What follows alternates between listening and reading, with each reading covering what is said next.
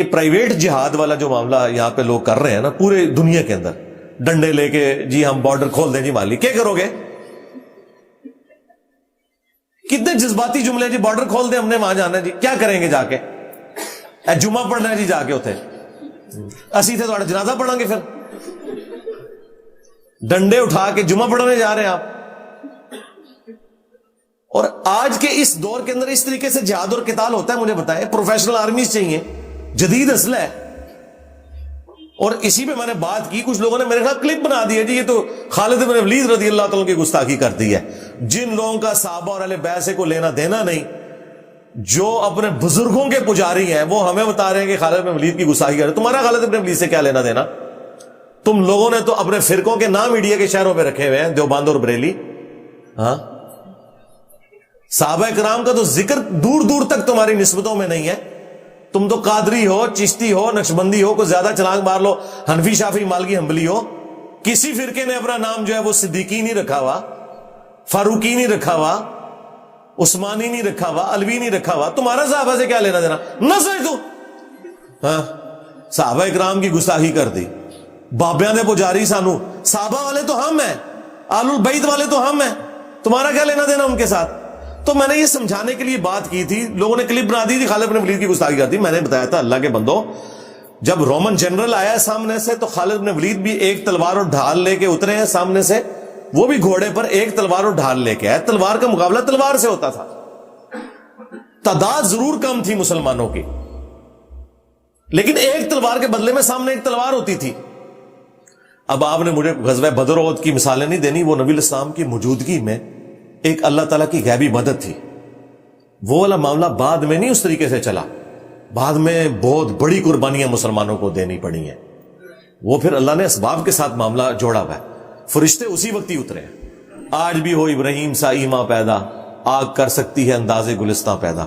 وہ کہتے ہیں جی وہ کر سکتی ہے نا، جی یہ ڈاکٹر اقبال نے کہا ہے۔ بھئی ڈاکٹر اقبال کے شعر کو میں یوں سمجھوں کہ چونکہ آج ابراہیم جیسا ایمان ہو ہی نہیں سکتا، آگ بھی ٹھنڈی ہو ہی نہیں سکتی، ابراہیم جیسا ایمان کہاں سے آ سکتا ہے؟ ہاں، صحابہ کرام جو ہے وہ تیل کے کڑاؤں میں زندہ روسٹ کر دیے گئے ہیں، ان کے لیے آگ کوئی ٹھنڈی نہیں ہوئی ہے، یار خدا کے لیے اس طرح نہ کرے۔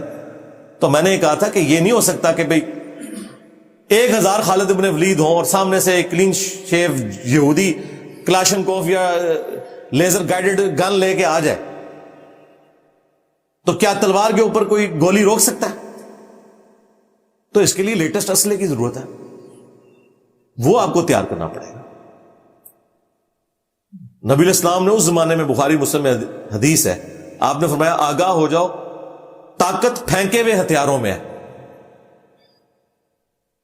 آج تک یہ حدیث ویلڈ ہے اسی طریقے سے۔ اس زمانے میں تیر تھے، کیونکہ تلوار والا تو قریب آئے گا نہیں، اگر سامنے سے تیر آ گئے۔ یہ منگولوں نے پوری دنیا جو فتح کی ہے تیر کے اوپر تو کی ہے، یہ تیر کے جتنے ڈیزائن تھے لیٹسٹ انہوں نے بنائے ہوئے تھے۔ سپیڈ پہ گھوڑے پہ بیٹھے ہوئے وہ اتنی مہارت سے تیر چلا لیتے تھے، اس کے ڈیزائن بھی انہوں نے ایسے بنائے تھے کہ وہ ڈیویٹ بھی نہیں کرتا تھا۔ پیچھے جو انہوں نے ونگز لگائے تھے، ان سے پہلے یہ ونگز والا سلسلہ نہیں تھا، یہ ونگز کی وجہ سے پھر وہ تیر ٹیڑھا نہیں ہوتا، وہ سیدھا اپنے ہدف کے اوپر جاتا ہے۔ اور آج دیکھ لیں پھینکے ہوئے ہتھیار جو ہے میزائل ہیں، چاہے وہ انٹر کانٹیننٹل میزائل ہوں، بیلسٹک میزائلز ہوں، کوئی یہ سارے کے سارے پھینکے ہوئے ہتھیار ہیں۔ اس کے بغیر ہم کس طرح جنگیں لڑ سکتے ہیں؟ طالبان نے 20 سال تکلیف کاٹنی تھی امریکنز کی یہاں پہ اگر ان کے پاس ایئر سٹرائک ہوتی۔ یہ 20 ہفتوں کی بھی جنگ نہیں تھی، زمین پہ کیسے مقابلہ کر سکتے تھے امریکنز ان کا؟ کیونکہ برابر کا اسلحہ تھا، وہاں پہ بھی رشیا کا اسلحہ تھا، یہاں پہ امریکہ کا تھا۔ طالبان مار کھا گئے ایئر سٹرائک سے، وہ پوری پوری کارپیٹ بمبنگ کرتے تھے، پورے پورے علاقے وہ اوپر سے بارود گرا دیتے تھے، پھر یہ بیچارے پہاڑوں میں چلے جاتے تھے۔ اس وجہ سے جنگ لیٹ ہوتے ہوتے، یہ تو اب ان کی اپنی اکانومی کا مسئلہ اور ان کے پولیٹیکل ایشوز ہوئے ہیں، اس لیے وہ گئے ہیں۔ چلیں ہمارے حق میں تو بہتر ہو گیا، لیکن یہ نہ سمجھیے گا کہ ان کے لیے کوئی مشکل تھا ادھر اور رہنا چاہتے تو رہ بھی سکتے تھے۔ تو ہمارے پاس یہ جو ایک کمزوری اٹیچ ہے نا ایئر سٹرائک والی، وہاں پہ بھی آپ دیکھ لیں اسرائیل جو ہے وہ اوپر سے ہی وہ سارے بم پھینک رہا ہے، فاسفورس۔ ہمارے پاس F-16 کے پورے پرزے نہیں ہیں، وہ 35 کی بات کر رہے ہیں. تو اس طرح تو نہیں ہوگا میرے بھائی, ایسا تو نہیں ہوتا.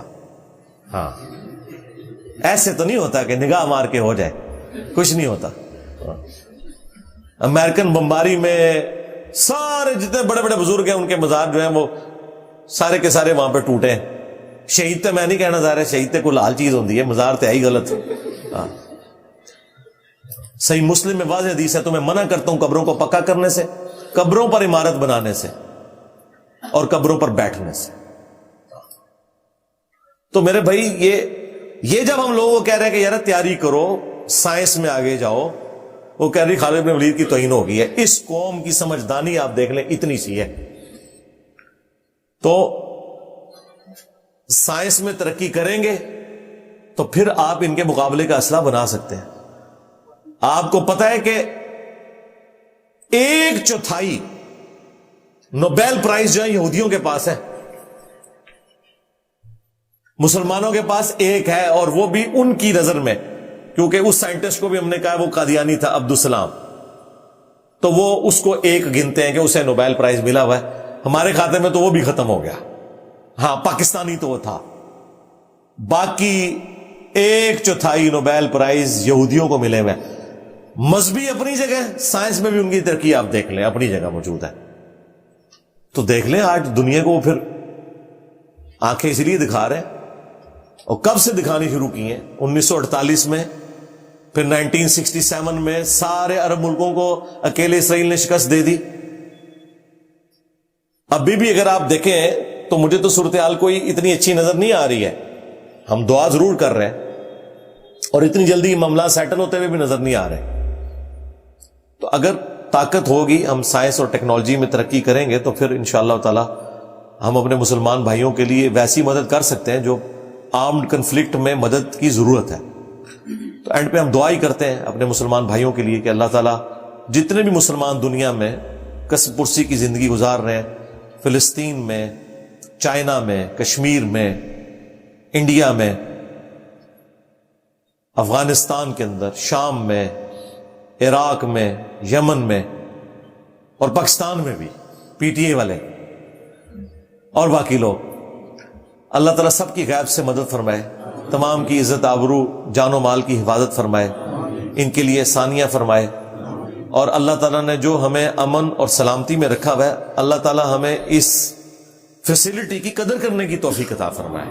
ہاں ہم تو بڑی سکرینوں پہ دیکھ رہے ہیں اپنی مسلمان بہنوں کو, بچوں کو شہید ہوتے ہوئے, روتے ہوئے, لیکن خود ہم اپنے بیوی بچوں میں, ماں باپ میں بیٹھے ہوئے اپنے گھروں کے اندر.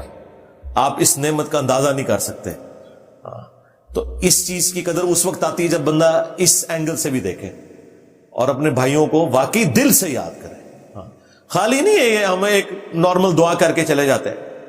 یا تو میں نے ایک نارمل دعا کی ہے, یہ ہر بندے نے انڈیویجولی اپنی دعا کرنی ہے اکیلے میں اللہ تعالیٰ کے سامنے. جس طرح جب کسی کی ماں یا بیوی یا کوئی بچہ زندگی موت کی کشمکش میں وینٹیلیٹر کے اوپر چڑھا ہوا ہے نا, اس وقت جو اندر سے آواز نکلتی ہے نا, وہ والی دعائیں چاہیے مسلمانوں کی.